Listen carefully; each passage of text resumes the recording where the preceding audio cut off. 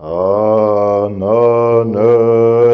собора первого показался еси поборник и чудотворец Богодносе,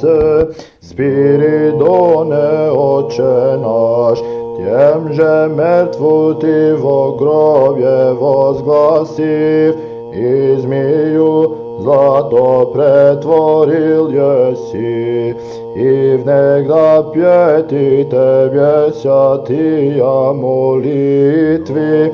ангели сослужащие тебе, имел еси священнейший, слава давшему тя крепост, слава венчавшему тя, слава действующему тобою, всем исцелени